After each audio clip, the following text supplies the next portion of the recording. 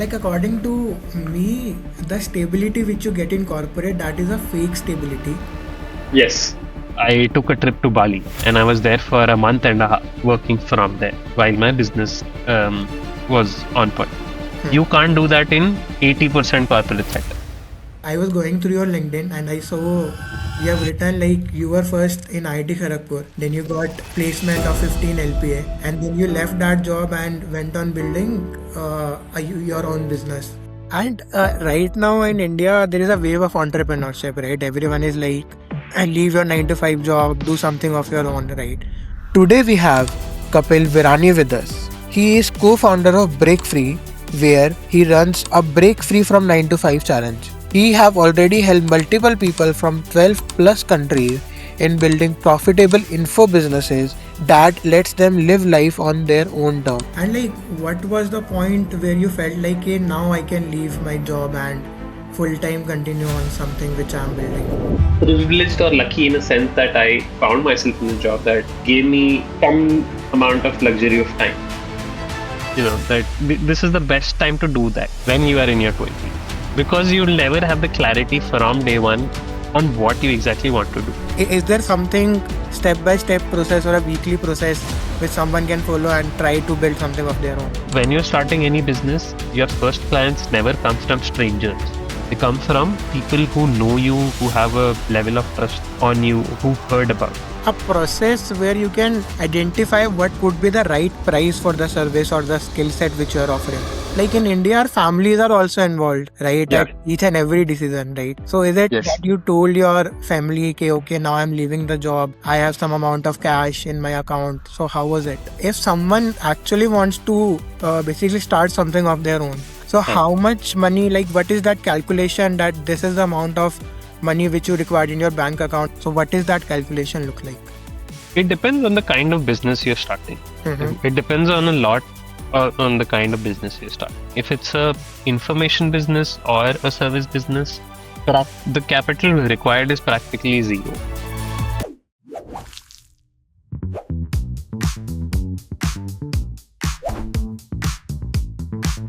You were first in IIT Kharagpur, then you got an placement of 15 LPA, and then you left that job and went on building your own business, right? Yeah. So, like, what was this journey about? Like, why did you left your job, and then what is this business about?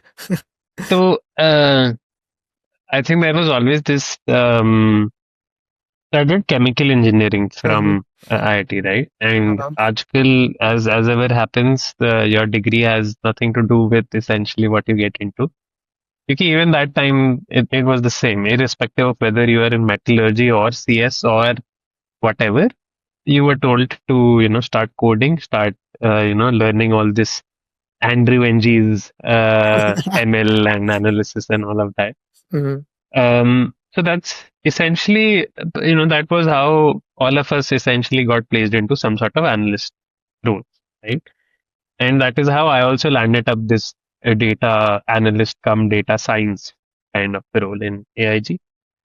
But yeah, I was kind of, so I have my older brother who's also gone through the same essentially journey, right? With doing his IIT, getting his, corporate points in, then doing an MBA, then, of course, climbing the ladder. And I've seen a lot of peers, cousins, brothers do the same. And there was always this sense of, people, I'm sure it's more, these days it's, people are more aware, right? So there is this sense, which I knew, there is no, kind of light at the end of the tunnel in this, climbing the corporate ladder. So, I mean, I was very clear that somewhere down the road, I want to get off this path, right?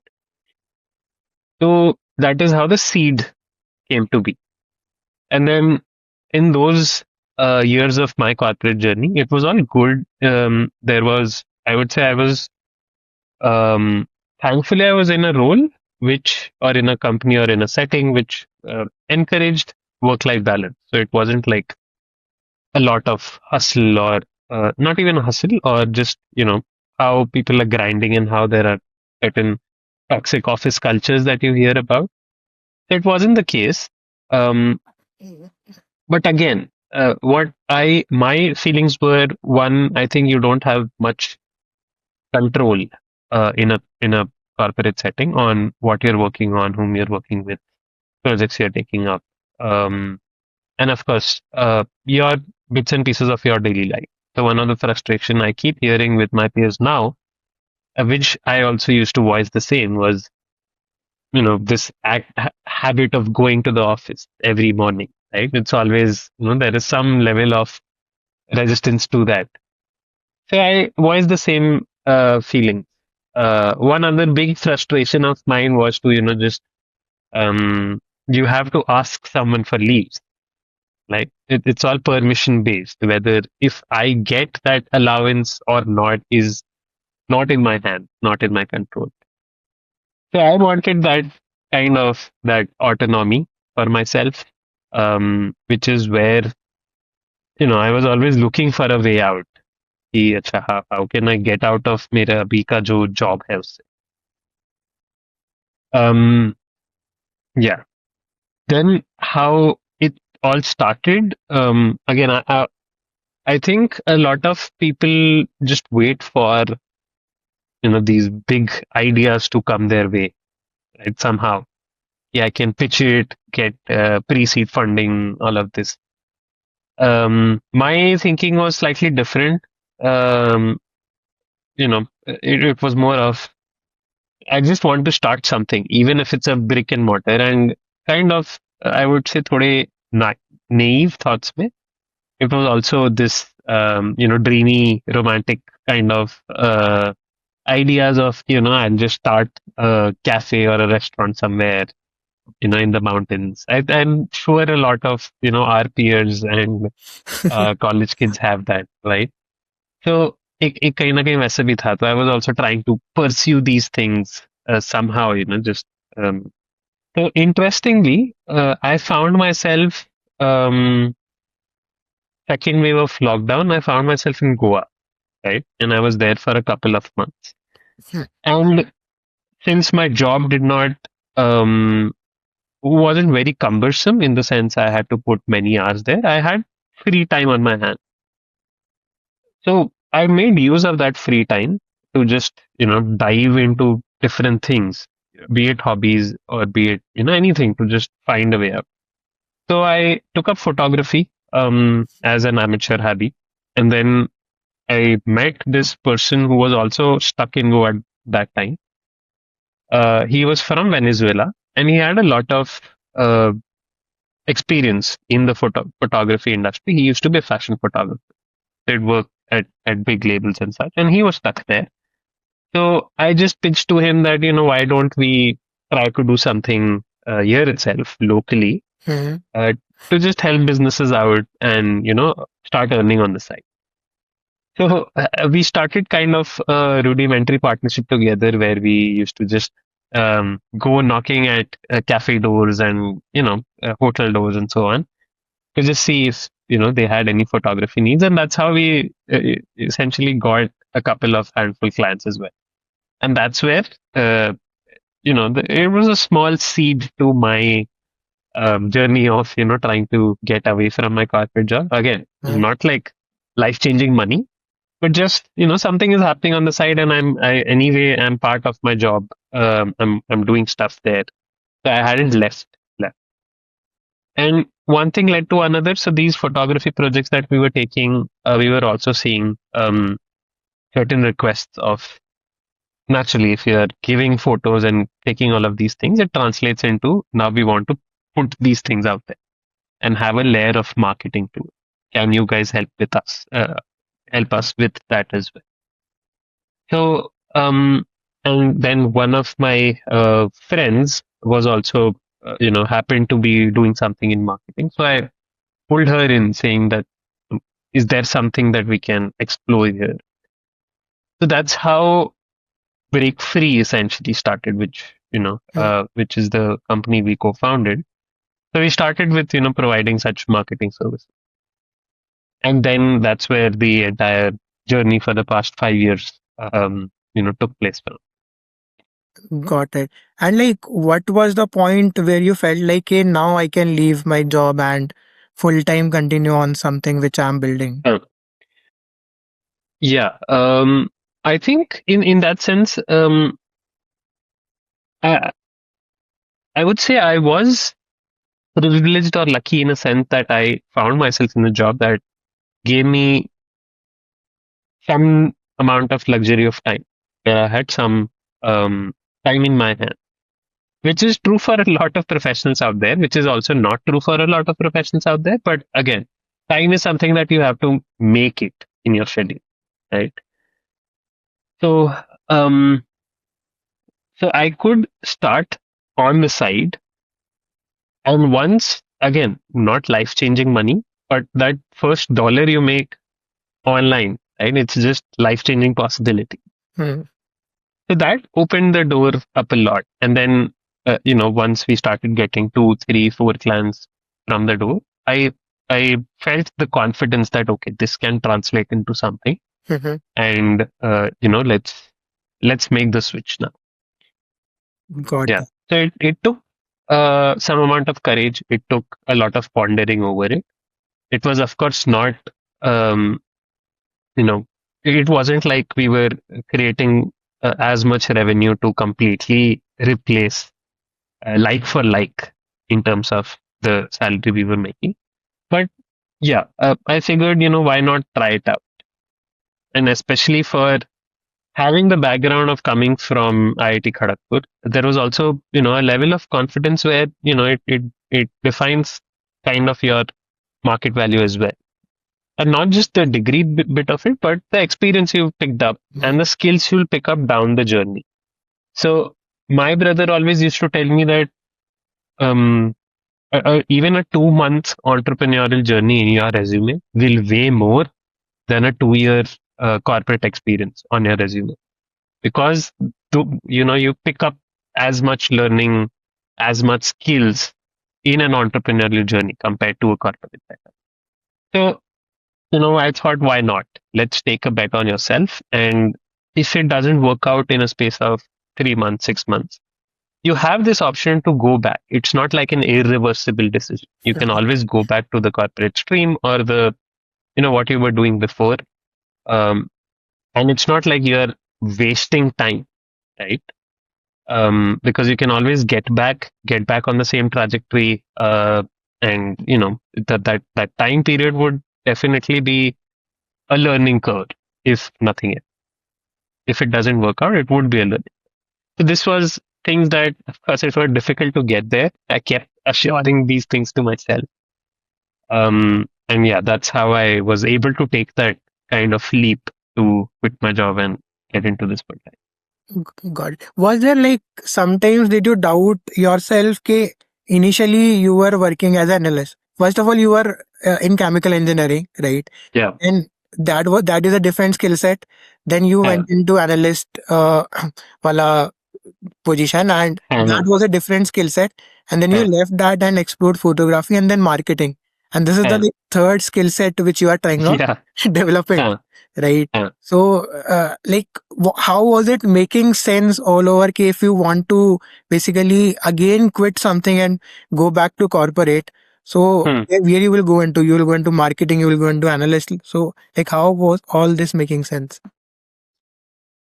I think I read a quote somewhere that said, your 20s is your best time to just explore the F out of, how much, as much as you can.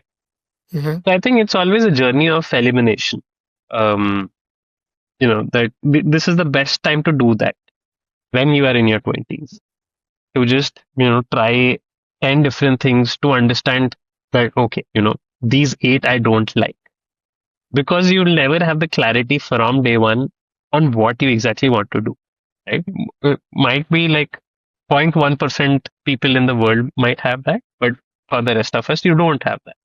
So it's a matter of elimination. And I think all of these, the four skill sets you mentioned, taught me something that translated into the other stage of life.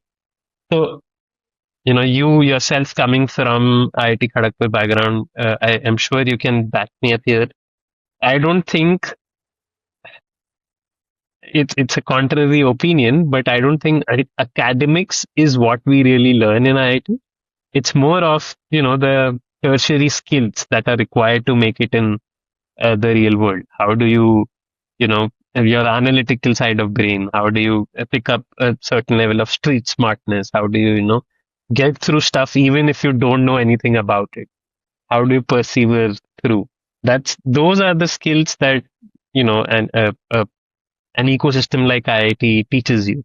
Plus, how to um, just go through adversities, mingle with others, make sure you are keeping up relations as much as you can. So that's that. I believe that's what I picked up more than chemical engineering skills, honestly.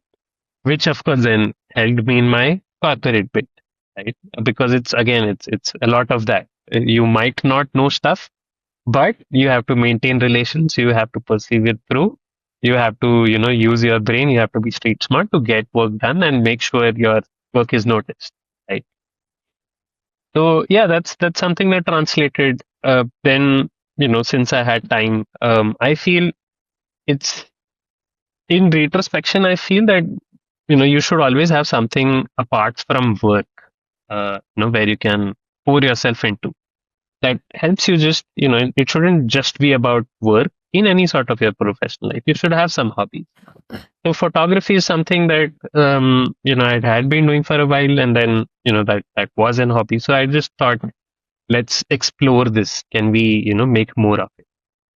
Um, and since I had time, I started doing that. And even when I went into marketing, couple bits that I picked up from photography, which were the aesthetic bits and pieces. How do you make a brand stand out, for example, right? If you want to make a picture stand out, if you want to make something aesthetically stand out, you can translate that into marketing side of things as well. So Hmm. each stage taught me something that I took into the next stage, and I think this is the best time to really do that if you can. Of course, I feel there is a level of privilege where you can do this upon to these things, which is why you see it more. I feel more often in developed nations than in developing nations, where people are exploring these things. But yeah, if you're coming from you know that place, you should definitely I feel you should try things out to just land at a place where you feel more satisfied with what you're doing and having more fun. Hmm. Yep. And like, how did you support it financially, right? So, like, is it that you did some savings during the time you were working in corporate? And Hmm. also, like in India, our families are also involved, right? At Yeah. each and every decision, right? So, is it that Yes. you told your family, okay, now I'm leaving the job, I have some amount of cash in my account. So, how was it? Yes. I For sure I had saved up. I keep telling this to some of my friends who till date ask me on how you do that. Mhm. Um, it's like you know, eh, let's say if your monthly expenses are X and you've saved up Y, right? So if your monthly expenses are, let's say, 50,000, you've saved up 3 lakhs in the bank. Now you have a 6 month runway. Yeah. Yeah. That 6 month runway, you can afford not to really withdraw a salary, but yet go through your day. So that 6 month is something you can take as leverage, take tougher decisions there. If your decision is to, transition away from your job, completely ignoring a salary. So that becomes your runway. And it's worth taking a bet there on yourself, because if it works out, the upside is, it can easily shoot up the roof. And the downside is that, you know, you 6 months down the lane, you can again get back to the same journey, same workflow that you quit, and, you know, be at the same stage, if not at a better stage. Hmm. So yeah, the for me the upside really overrules the downside involved here. In terms of family, I was lucky enough that my parents were always encouraging of it. They were never, discouraging of the decisions I was making. There was a level of trust factor to that, and yeah, that's how I took the decision of um, transitioning from. Got it. And right now in India, there is a wave of entrepreneurship, right? Everyone is like, leave your 9 to 5 job, do something of your own, right? But Yeah, don't you think the 9-5, by 9-5, I mean 9 hours for 5 days, right? yeah, That is more secure and stable, right? Because when I was also doing the job in corporate, I felt yeah, more secure. Ki, okay, there is some monthly cash which is coming in my bank yeah, account. I get more stability. Okay, I need to not wander here and there. I know what I need to do. I need to get up in the morning, get ready, go to the work, do some task, and get back home, right? yeah, yeah, And then also there is kind of guidance as well in corporate. yes, You get mentors, you get seniors, right? yeah. So, like, why do you think, or why is that right now that everyone want to escape from this 9-5? And for you as well, right? Just to like zoom in, that how was your culture and why you wanted to do it? uh Huh.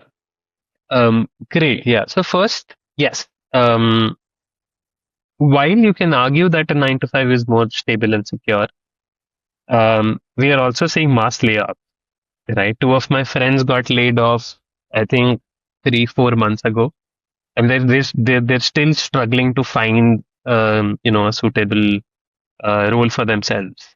Right? They're still trying. So that is, yes, 9 to 5 is relatively more secure and stable than any sort of entrepreneurship journey. But again, the fact of the matter is you can get laid off. You just. I'm sure I've read about so many cases in the past year or two. I think last year was a year where all these Fortune 500s yeah, laid off in the masses, right? And there were countless stories where people just got an email today saying, "Don't come in from tomorrow." That's the stark reality that we face. Um, Also, with a 9 to 5, I think you're highly dependent on one source of income, and that can essentially be, you know, swept away from under your feet any day. So there's risk involved on both ends. yeah, Yeah. That being said, I would go on a limb and say entrepreneurship is not for everyone because it does test you in a way that your 9 to 5 doesn't. You mentioned something there that you have proper guidance in 9 to 5. So even if you're, let's say, strutting along in your 9 to 5, it's much more easier. Whereas you are calling the shots in your entrepreneurial journey. You have to lead the vision. You have to see where your next level up can come from, how that should come from. So you are calling the shot, which can become overwhelming at times. But then that brings us to the second question. I would still choose what I do any day because of the upside that comes with it.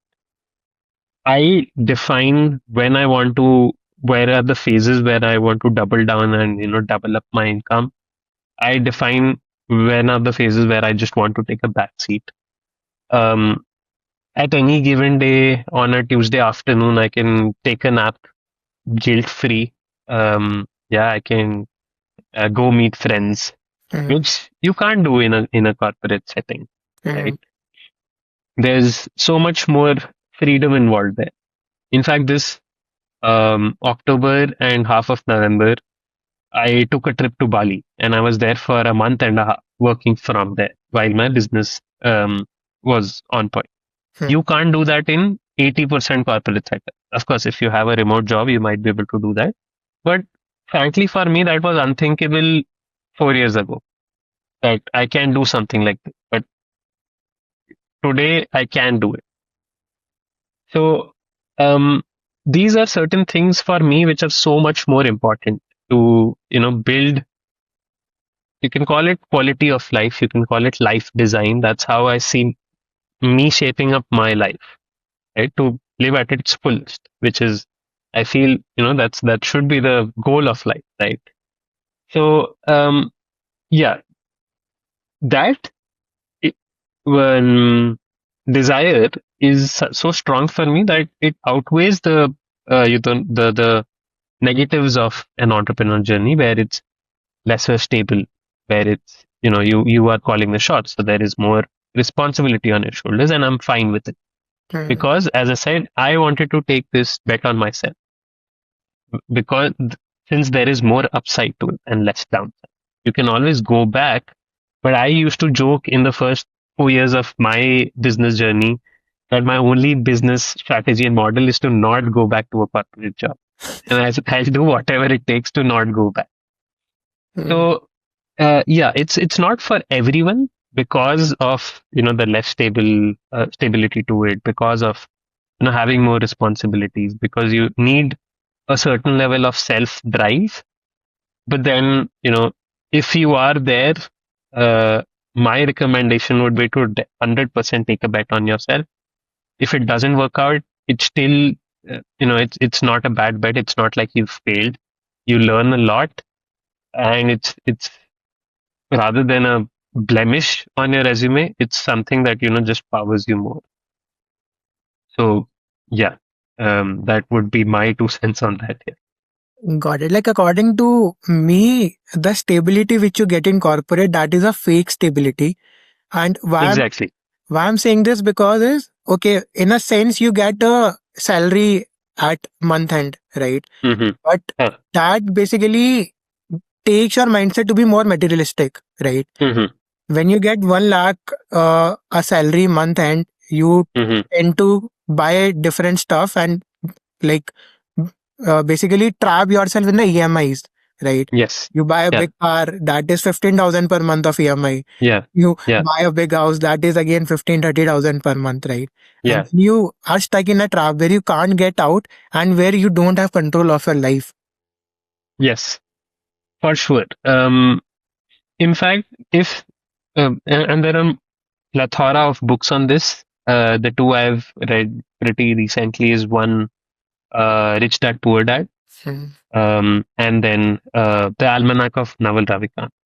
Both of them have the same underlying notion of, if you want to build wealth, you need to build assets, and just giving away your time for money, which is essentially what we do in a 9 to 5, is not the way to build real wealth. And to what you are saying, I feel Robert Kiyosaki in his book Rich Dad Poor Dad delves exactly into that. Hmm. In a 9 to 5, when your salary goes up, these things that trap you. Uh, you'll take a bigger house, you'll take a bigger car, your EMIs will go up, and it just levels through. So you're never really getting out of the trap, but as your salary grows, your expenses grow as well. So, yeah, I wholeheartedly agree to that as well. And yeah, in terms of stability, sure, it's a guaranteed paycheck at the end of the month. But again, with these things and uh, you know the layoffs that I see, for me, I have stopped feeling this sense that a 9 to 5 is more stable than an entrepreneurial journey. But yeah, to each his own, I guess. Got it. And also, like in terms of health, both physically and mentally, Yeah. when you are into a 9 to 5, right? You basically don't focus on your health, right? Huh. Both mentally and physically. Mentally, you Huh. are like someone is always pushing you, either it is your manager or your senior from your work, right? Huh. You have targets, you have deadlines, you have a lot of mental pressure that Huh. creates around it. And also, what I hear from most of people is that when they are building something of their own, they Huh. are also able to focus more on their health, right? Uh, Hmm. they try out different things. They try out yoga to basically stay healthy and all that Hmm. stuff. Do you think this is a change which also comes in? I think, uh, no, I would say this is bereft of your professional journey. Because this is something very personal. You can be as focused on your mental and physical health in a corporate setting as well compared to an entrepreneur journey also. It might be so key. What I've found is because I wasn't as driven in my corporate 9 to 5 days. I'm more driven now because I have more responsibilities on myself. Mhm. So there is a sense of me wanting to be at the top of my performance, right? Which is where I know कि अच्छा, if my mind is being clouded, I won't perform at my best level. I need to stay mentally fit. Um, if I'm, if I'm not feeling up to the mark in terms of my physical health, my performance will dip. So Mhm. all of these things, uh, for me, they drive me just a little bit more to, do things like go to the gym every day to, try and inculcate a habit of, let's say, meditating for a few minutes every day. All of these things. But again, it's something very, I feel very personal. You can do that in a 9 to 5 setting as well. I have a friend in Bangalore who meditates 30 minutes a day regularly, and yeah, that's so tough. I haven't reached there, but yeah, he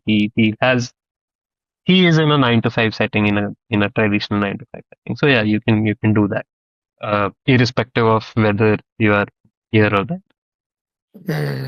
Got it. So basically, according to when you are building something of your own, your outcomes in sense of like money which you are getting is dependent on you. Versus Yeah. when you are in a job, that month end wala outcome, that month end wala salary is not dependent on you as much, right?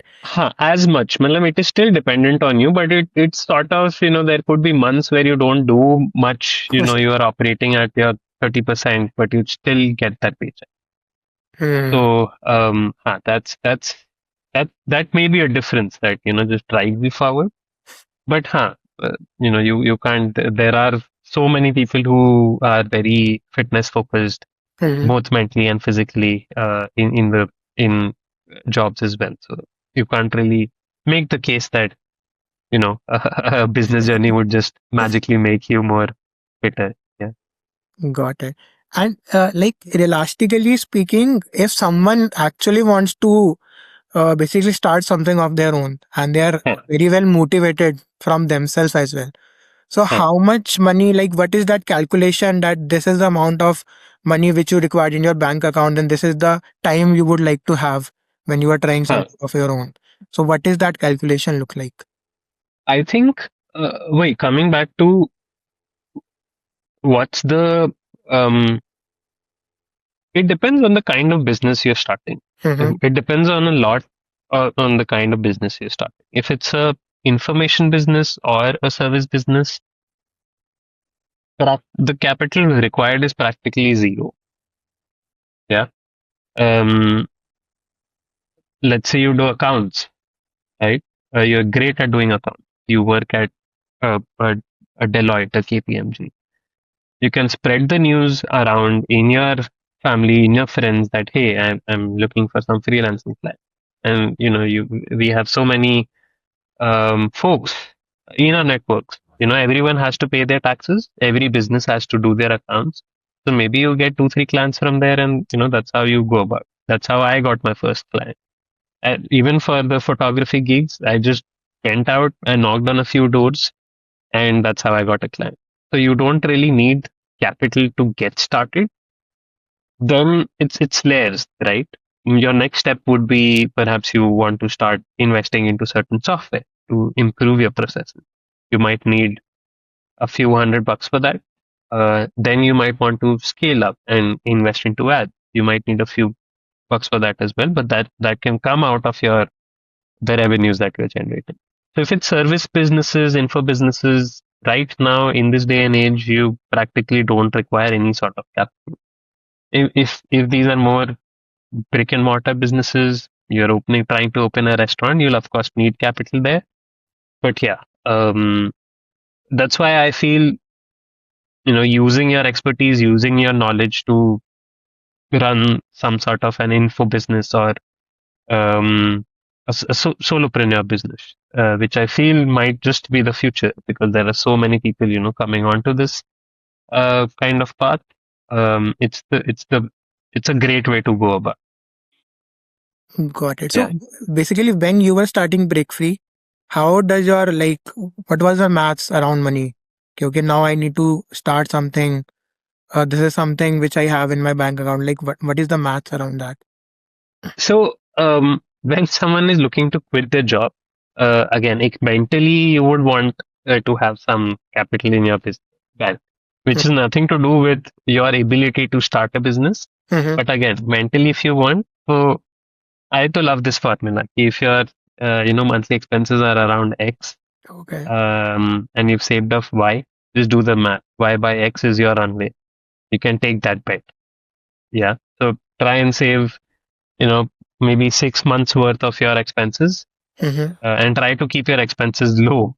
Right. Take a conservative bet on it. ऐसे नहीं कि, you're going out to eat and drink every day and you are incorporating that as well. So that would give you, I believe that would give you mental space to quit your job if that's what you need to do. Otherwise, I feel one can also start on the side if they have some amount of time on their hands or if they can create that time. I'm sure people, they can open their Instagrams up and see the average time they spend there. So there are ways to free up time. But if you can't do that, and if you want to quit your business to just explore how to start, that's the runway that you are afforded. And if you're starting anything based on service or information business, there's no capital need. You can post on LinkedIn. You can spruce up your LinkedIn profile. You can talk about things, and you can get your first plans from there. It's really all you need to do. Got it. Also, like talking about the playbook, right? Hmm. To start something of your own, as you say, Yeah. right from zero amount, right? Hmm. How does it look like? Like, how did you do it? And like, is there something step by step process or a weekly process which someone can follow and try to build something of their own? Hmm. I think before I talk about playbooks, I'd like to talk about this. A lot of times, um, you have this notion of business key right from day one. We'll start thinking about it from a notion of whether this is scalable or not, whether this can make millions or not. कि ये idea इतना धांसू होना चाहिए कि just investors are lining up around me. Hmm. I feel that is not the only way to think about business. Um, I am a big fan of. I feel things are built on momentum rather than perfect idea. You have to start somewhere. For me, again, coming from the kind of background we are coming from an IIT, coming from that space where you are seeing your peers do some things. Going door to search for photography gigs is not the conventional way of doing things. But then again, what I found was when I opened one door, I noticed three other doors that I can explore. When I opened those, 30 other doors presented themselves to me. And that's how I started, right? So you have to start somewhere. It doesn't matter how small you're starting. Any business can scale up. Any business you can find opportunities to scale up. So it's not necessarily that just it's a one-dimensional thing of thinking about one idea that can just it's so groundbreaking. So that's not the only way to go about stuff. Um, so yeah, I think that context is very important here. And there are countless of examples where people. It's not like people came up with a groundbreaking idea. They just used something that they knew best, and they built massively scalable businesses around. To name a few, there is Justin Welsh on LinkedIn who started as a SaaS consultant because that's what he'd been doing in his professional journey. Hmm. And from SaaS consultancy, people just started talking to him about how did you grow on LinkedIn. And today he runs a one-person business essentially, maybe a lead and mean team where he just hires a bunch of contractors to set things up for him, and he makes more than $1 million a year. Right? You have other examples of. Have you heard about this person called Saurabh Bothra who runs? Um, he's become a household name. My father, he essentially runs a yoga business. Mhm. It's yoga classes, right? It's just yoga classes. On paper, it doesn't feel like it feels like a heavily commoditized business idea. Mhm. But he runs yoga classes, which go throughout the day. My father has enrolled for him. My mother is enrolled in his program. My aunts and uncles have enrolled for his program. There are family friends who enrolled in his program. And every day, every slot, he has a bunch of luck. In his live classes, there are about 16K, 15K people signing up, right? And all of them pay him 3,000, 4,000 bucks for a subscription. Mhm. So what he did was he took something he was passionate about. Doesn't matter how scalable an idea is on paper. He just built out certain great tech systems around that, right? And not even something that was very complex, right? It's just my father gets this message from him saying, "Oh, thanks for attending the class. This is your attendance, and this month you attended X amount of classes out of 30 days. Keep it up." Right? Just simple automated such messages has him, so much more excited about his journey. And that's how that guy has started this business. And it's the numbers are there for everyone to see. I'm not sure how much he's doing, but yeah, it's if you have 15K people joining into your classes and each of them giving you subscriptions every month, every year, that's insane. So yeah, with that context I feel compelled to have set this context. Mhm.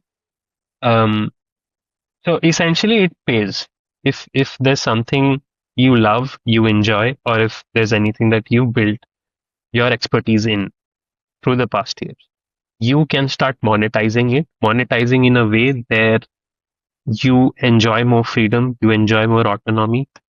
You're not looking to build the next $1 billion empire. You are not focused on revenue as much as you're focused on profit. I feel that's a great business to build out. Mhm. It's more of what I call a freedom first business or a lifestyle business, right? Mhm. Where your business integrates into the kind of life you want to build it for yourself, not the other way around, where your business rules your life. So, talking about a playbook, the first step, and this is something I cover in my cohort and course as well, wherein I help people, wherein I'm trying to solve this challenge of helping people break free from 9 to 5. That's the name of the course, break free from 9 to 5. Uh, the first step, which we do in week one, is to get clarity, right? On a lot of people say, I don't know what I can do. So we solve that first problem. The best kind of information businesses, or in fact, any kind of businesses, come from three P's, right? And this is something that was coined by alexhormozi. The three P's is passion, professional expertise, or a personal pain that you overcome, right?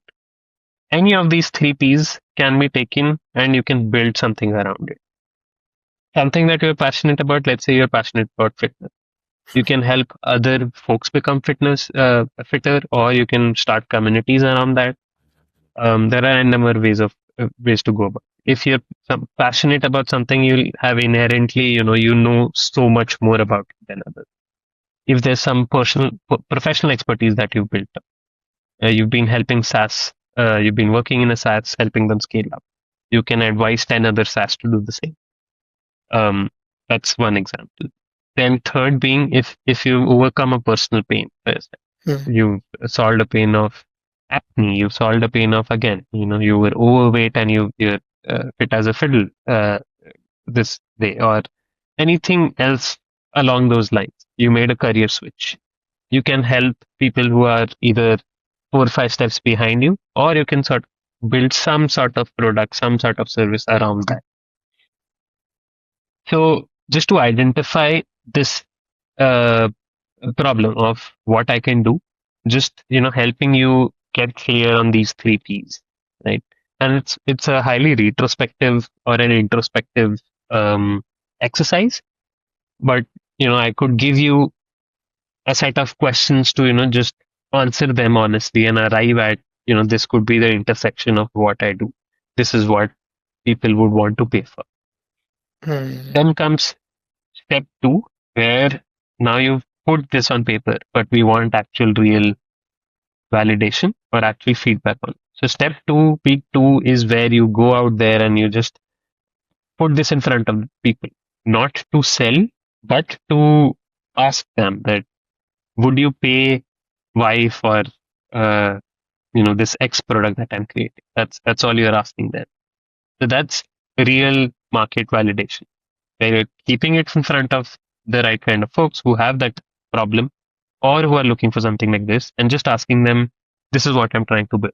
Would you, what are your challenges here? Does this solve your challenge? And do you see yourself, or do you see anyone like you investing Y amount in this? Right? That's all you're doing. Then comes, um, step three, where you've gotten some sort of validation, you've built upon that, and now you're going ahead and pitching things.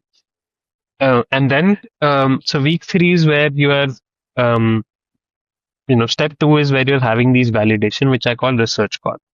Mm-hmm. Week three is where you are trying to convert them into sales call. So Mm-hmm. even on research calls, maybe you are going ahead with a fitness program. Right? I keep coming back to the example of fitness because I feel it is the easiest for us to understand, because fitness applies to all. So if you're building a fitness product, you have you just float it around in your friends and family that this is what I'm trying to do. I'd love to have 30 minutes of your time to just pick your brain, and in exchange of that, I can give you a free consult, Hmm. something like that. So you'll get people for research calls. You talk to them, you ask them all the questions you can to understand more, get deeper into the psyche of your audience. You just need to map out information. And at the end of it, if they say that, okay, this sounds like a great fit and, I love what you're doing, you can transition that into a sales call, or you can set up another call with them saying that, okay, I'd love to discuss more details about how this product can help you. So let's do that. On that, that would be more of a sales motion where you are, walking them through the product, you are understanding what their concerns are, and you are essentially pitching your services or product to them. This is the lower hanging fruit. Step four is where you get into sort of a softer launch phase, where you are taking this to the world in a sense, where you're working on your, let's say, if you have a corporate related Hmm. product, right? Or if since we are talking about corporate folks, most of them will have some sort of presence on LinkedIn or some sort of network on LinkedIn. So when you're starting any business, your first clients never come from strangers that Hmm. you're running ad campaigns and strangers find you. They come from people who know you, who have a level of trust on you, who've heard about you. So step four is to go on LinkedIn, have like for 2 weeks, post on it, improve your LinkedIn profile, talk about it, and that's how you get the ball rolling and start putting your offers, your pitches in front of the right people to get your first set of them. So that's the best way to get the ball rolling. To go from 0 to 1, or let's say 0 to 0.5. It's starting somewhere. Hmm. So that, in a nutshell, is like a playbook of how someone can get started to get their first few clients in. And then, of course, then there are uh, uh, uh, so many strategies to scale up a business. You're doing Google, you're doing AdWords, you're doing influencers and whatnot. But that all comes later down the road. Got it. And like coming to the first step, that is basically doing a retro with yourself. Okay, the Yeah, three P's which you mentioned, right? yeah, hmm, I think this is the most difficult step, right, for someone because they are like, yeah, we are not skilled enough that we can yeah, basically help someone else, right? yeah, uh, So, like, what is the best way to do that introspect with yourself? Like you mentioned some set of questions. If you can give example of those questions, right? They can ask these type of questions to themselves to yeah. figure out what is that business they can build around, right? What is that skill which they can use? So इसमें अब I would say we often underestimate the skills that we have, right? Mm. So it's just, for example, answering things like what did you do yesterday at your work? What did you do this month? What were some things that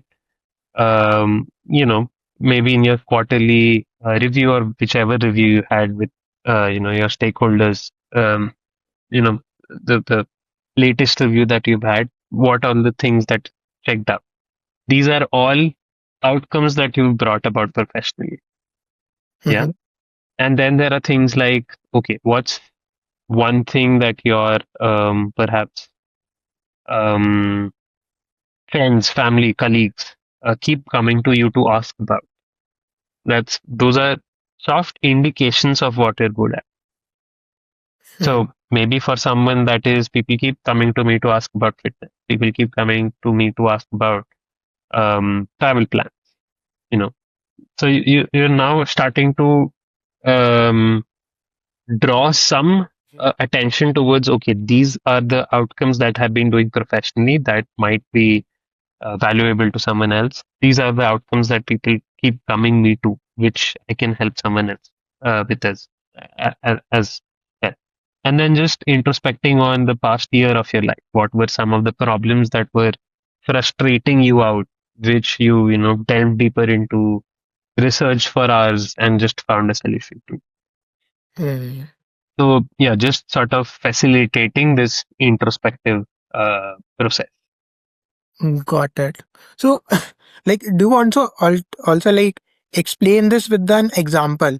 Let's say, the first Yeah. part where like we were doing introspect, we figured out, okay, I travel a lot and I Uh, make very nice itineraries of the okay. places where I go travel to, right? Where I travel to. So, okay, this is the first step. I have figured this out. What is the next thing which someone can do with this? Um, you could again to monetize this. One way to do would be to open up your own travel agency, open up some kind of travel firm, create any sort of products around it, create an AI tool that does travel itineraries, being very niched with it, that does travel itineraries for corporate professionals, for weekends, for corporate organizations, conducting retreats for corporates. All of these are things that you can pick up, right? Are which have the potential to be monetized. Yeah. Got it. So Um, we pick one kind of a customer persona which want to cater to. no, I would argue start more rudimentary than that. Okay. Rather than picking up a customer persona, pick up one um, area of focus. Mm. Yeah, go um, yeah, pick up one area of focus or one problem that you want to solve for, not a customer persona. One problem that you want to solve for, where you have some sort of personal interaction with that problem. That's why I say passion, profession, or personal pain that you overcome. All of these three will have given you some sort of interaction with the problem you're looking. So pick that. And then the next step would be to paint a picture of the customer persona that you are Mm. wanting to target or would be your ideal customer. Got it. So let's say for similar this travel itinerary wala thing, uh, I want to cater to the corporate guys, right? Yeah. And I want Mm. to sell those itinerary to the corporate people who go to offsite or something. Yeah. So how can I find someone to basically, how can I find my first customer around it? What is the process? Got it. So, for example, tell me what all WhatsApp groups are you part of? Okay, so like someone would be part of uh, general friend circle, right? Where Hmm. you have friends from your school or from Yeah. your college, right? So this might be, I think, one of the common group which everyone could be part of. Talking about a large True. population. Yeah. Yeah. So now you've identified you want to do something in travel. You identified, okay, because you've been working in your job and you've been identifying destinations where you can have great weekend getaways, and you feel um, uh, that's the kind of audience that you can cater to, or you can help even corporate organizations or startups um, host their retreats. So Mhm. because you've traveled so much and you know great resorts and great getaways. So that's your proposition.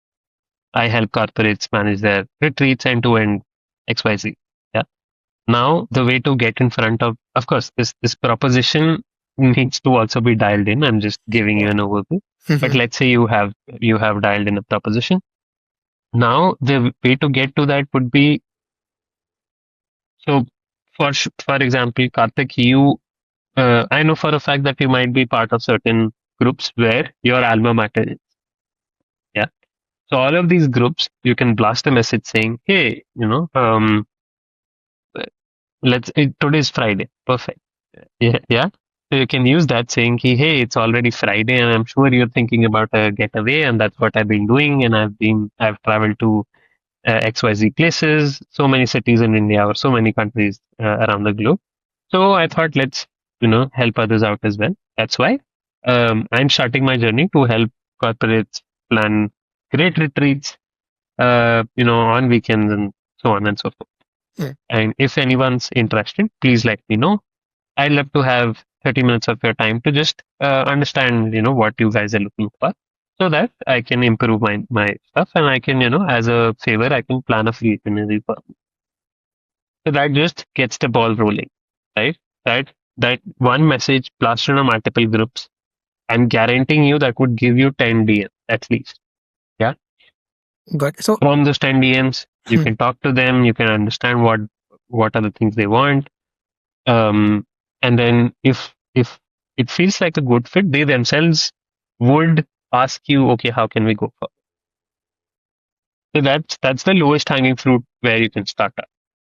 The hmm, other thing would then be to take uh, to social media. Yeah, be it Instagram, be it LinkedIn, wherever you feel more comfortable, and then start. Um, Again, by default, right now in today's day and age, if you're wanting to start, you'll have a couple of 500,000 connections on LinkedIn and 500,000 followers on Instagram. You'll have that already. So now when you start posting about this, maybe there are 10 folks in your followers who fit your customer profile. It won't be that there are zero. I guarantee you there will be at least a few people in there. So the moment you start doing it, these people will see, oh, Karthik is doing, exactly what I've been looking for. I know him. I know that person. So instead of going to a stranger, why shouldn't I, at least have a word with him? hmm, And that, yeah, this is travel that we are talking about. This can be extrapolated to any sort of thing that you're trying to start. got it. And initially, like when I put that message on the group, so Hmm. do you recommend to be it like a free service or just like a free consulting type of a thing or It can be anything. The idea about that, again, that message can also be gamed, right? I call these research messages because you're wanting to not sell directly to people, but rather wanting to get in touch with them. That's the objective of this message. hmm. right? You're not doing a direct pitch because no one likes to be sold to Yeah. out of the blue. Yeah. So these messages, the sole purpose of these messages are to get in touch with them. So throwing in something for free just gives them an incentive to give you some of their time. It could be a free guide, free checklist, whatever, just something to, here's what you get in return if you give me 30 minutes of your time. So you can be creative with it. That could be anything of, you know, any sort of small value or anything with it, right? It may not be a free consult per se. It could be a free checklist, free guide. Even people also offer like coupons and stuff like that. So just something to incentivize that. Hmm. Some groups, if they are more closer friends or more uh, a warmer set of people who by warmer, sorry, that's marketing jargon. That means people who know you more Hmm. rather than being what we call a cold audience who completely don't know. So a warmer audience, for them, you need not incentivize that because there's a higher level of trust. So they might be up for giving you their time for nothing in return. But otherwise, this is a standard practice that you can imbibe where you're just incentivizing people's time, people giving you time. So yeah, that's the objective. Got it. So let's say I'm same example, selling travel itineraries. I got some Hmm. free calls from my closed ones, right? Or Yeah. someone uh, who is either working in a corporate or like an HR in corporate who handles all this, right? Hmm. I get on a call, tell them, okay, this is what is my proposition. I will give you itinerary and all that stuff, right? Yeah. But as the next step, people are afraid for asking money, or like people are actually stuck of on the step where they are actually wanted to monetize this. Okay, how I can monetize this particular conversation or this particular thing, right? Right. So this is something which came up in my initial podcast as well, which was Ankit, who is the founder of TopMate, right? Yeah. He also said people are afraid to ask for money, right, for the Yeah. skills Yeah. that they are offering, right? So Yeah. is it true, or like how can we pass this barrier? Sure, it is. It is true, of course. But I feel it is a mental block rather than anything. Mm-hmm. How I help solve this for my clients is I let them know that one, if if your services have the potential to change someone's life or just solve a problem for them, it makes sense for you to put a price to it. Yeah, because it's not charity that you're putting in your effort, your time, so you should be compensated fairly for that. Mm-hmm. That would allow you to do your best job. If you're not being compensated, you might get complacent there, or you might not show up in the best possible energy. That's one. Second being, whenever you give something for free to people, they take it for granted. When they're paying for it, that's when there is just a little bit more motivation. For example, if I'm going to the gym, if I'm getting my subscription for free, if they're offering me a personal trainer for free, I may not have as much motivation to, get my ass in there every day, every morning.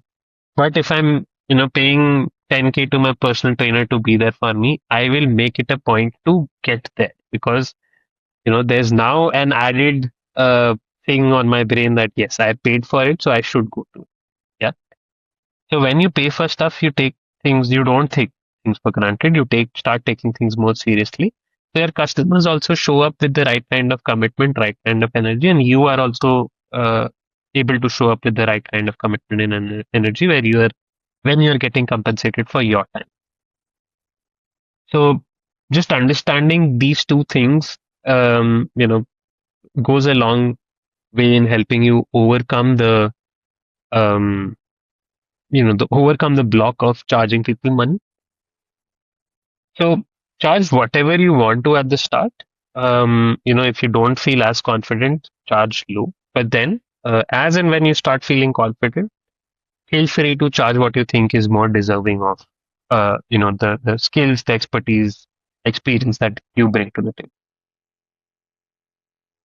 Got it. So, like I was going through the website of Break Free, and Hmm. I found out that uh, the playbook or the course which you are offering, that basically promises people to get $1,000 in first 5 weeks of starting out. Yeah. So Yeah. I was just curious ke why the $1,000 tag? Like if we convert roughly in INR, it's like 1 lakh Indian Yeah. rupees, right? Yeah. So is it a benchmark like which you in generally follow? If you are able to earn 1 lakh in first 5 weeks, so it can be converted into a big business. Is it a benchmark? Like what is it? I just think that's it's a milestone that people have a perception. Okay, if you've achieved that milestone, this is something significant. I could make it that make your first $1 in 5 weeks, but it isn't as lucrative anymore. Yeah, so it's just I feel a milestone that people do want to achieve, and if they think along those lines, along those material lines, and if they are being able to hit that milestone, it just gives them a further push or Hmm. a more increased drive to try and get there. And frankly, it is not as difficult. Yeah. If again, if you're giving a service like account, yeah, you have to charge around let's say 10K, 20K. Yeah. Maybe you're charging that for 3 months of service. Yeah. And signing someone up in one shot for 3 months of service, charging them 20K. You need only 5 people. Yeah. You need 5 people in 5 weeks to achieve the $1,000 mark. And it is very much doable with everything that we've spoken about in terms of a playbook. Um, Yeah, and then of course, these price points depends on what kind of skills you're bringing to the table. One of my friends, again, who was working in Bangalore, he was working for an ed tech company, and he used to undervalue what he's doing. Yeah, one of the use cases that he solved for the company was he did some changes with respect to their. Um, I don't exactly know what was the change, but something with respect to their search optimization, and that increased their active users by about 500%. Yeah. Now that's a great thing that he solved for professionally. Now he didn't have the sense. HR, there might be takers for this particular use case that I have solved, which I can take to companies. And just we were talking the other day, and this came up. I Hmm. thought I said, why don't you do that? And just through his LinkedIn, just through his network, he reached out to another ed tech company saying that this is what I did here, and I'm just exploring consulting opportunities. Is this something you want to take up? And they were more than happy to do that. And that was one project that was upwards of $500. So yeah, that's how he got a one shot kind of thing. So that's how you can start use something that you've already done, and get the ball rolling on the side. And then of course, you can start building from there. You can build out products for that to automate that. You can have a full-fledged consulting service there. Again, you opened one door, and now it opens up three other doors where now you are seeing possible opportunities to how to scale it up further. Hmm. Um, so yeah. And is there a process where you can identify what could be the right price for the service or the skill set which you are offering? Yeah, there is again. I share like a score sheet for people to Hmm. fill up, right? And in that score sheet, you have to fill up things like how unique your solution is, rated from 1 to 10. How your framework, what's the kind of support you're giving? Yeah. How important is is this problem for people? So one thing is to make a score of your own, and one thing is to do some sort of market research to see what are the price ranges in the market. Yeah. So you're scoring on your personal things as well, and you are getting a sense of where the market is at, and then you sort of combine those two to understand that okay, this is the price range where I think I can operate at. there is a lower limit to it beyond which I don't want to go because then it's not fair compensation, and there's a higher limit to it beyond which I won't have the conviction myself. I will, feel all the time that I'm charging someone more than I should. So Mm. that's your ideal range, and you should then stick to that ideal range. So yeah, that's how you can sort of qualitatively speaking arrive at price point. Got it. So, like for example, same this travel itinerary wala product which we just created, or if not, there's something which like some example of your client which you have worked with, right? So, like Hmm. how what was the price tag, exact amount which they figured out, and then how much they were able to make in that first 5 weeks? So, um, for example, one of my clients, okay, many use cases, right? Depends on the industry you are in. One of the person I've been recently working with was an IT professional for Bangalore, and he's a dad, and he went about his fitness journey. So that's what his focus area became, or that's what his proposition or business path became. Where I help dads, busy dads working in IT, over 30 years of age, get fitter, get leaner. Yeah. So he started with a price point of 12.5 for 3 months. Again, it aligns with, if you're going out there in the market to find an online personal trainer, you would they charge amid this range. This might be on the lower end, but that's what he felt comfortable. Also, given the kind of solution he was providing, the kind of support he was providing, this aligned with, what can be the price range. So he started with 12.5. He got um, two clients in the first 4 weeks. Then he doubled his prices to 24. He got another two clients in the you know in the second and the third month. So that's how it went about. Another example was one of my clients in Canada. She Mm. used to work in as a business development executive. In she has a rich corporate experience, 15 years under her belt. She was looking at what can I do, right? And again, through this introspective process, she felt that she could work with creatives, creative professionals, so be it freelancers, be it design agencies, all of these, to help them uh, with the problem of business development, right? Starting with business model, what should your business model be? How should you pitch? How should you navigate, right? Because what people wanted 5 years ago is not what people want today, right? That's how she did it. She thought about running a 8 week cohort where she'll help people do exactly this. She started at a price point of $1,200 and got 10 clients in the first 3 months at 1200 $1,200. Yeah. So again, it Great. depends on the problem you're solving, how important, how urgent, how painful it is for your audience. Mhm. What are the kind of solutions you're bringing to the table? What kind of support you're bringing to the table? And what's, you know, uh, kind of aligning it with what's prevalent in the market. Yeah. So from every guest, like we asked two ideas, like which Hmm. think like in this case, like any two things which you find out very common when you talk to a lot of people, right?